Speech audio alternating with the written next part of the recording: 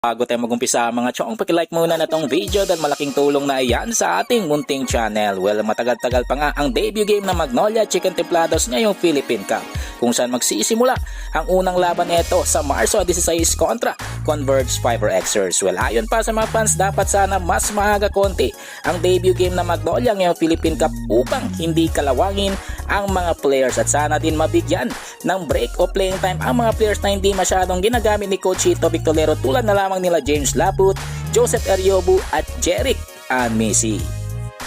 Ibang balita, punta naman tayo sa former number 1 pick ng Terra Firma Jeep, walang iba kundi si Stephen Holt na nagbunga ang ginawang sakripisyo sa off-season. Well, ayon pa mismo kay Stephen Holt, hindi siya nagbakasyon sa Amerika ngayong off-season dahil nag-focus siya sa practice at pag-enhance na kanyang skills upang pagandaan ang Philippine Cup. Well, para naman sa mga fans ng Terra Firma, nagbunga ang ginawang sakripisyo ni Stephen Holt sa off-season dahil pinatunayan neto kung bakit siya ang number 1 pick sa nakarang rookie draft, at syempre dahil sa kanyang 27 puntos na ambag sa Terra Firma kontra Converge Fiber Xers kagabi. Well, panghuli sa ating balita mga chong, patungkol naman kay Robert Bolick na nag-ala Stephen Curry kagabi sa laban kontra Northport Batampier kung saan nanaig ang Road Warriors. Well, ayon pa sa naging laban kagabi, kitang-kita na si Robert Bolick na talaga ang go-to guy ng NLEX ngayong Philippine Cup dahil pag nasa kanya ang bola, panigurado na hindi ito mag-hesitate na umiscore kagad, which is kailangan ng kupunan. At pagdating naman sa mga galawan ni Robert Bolick,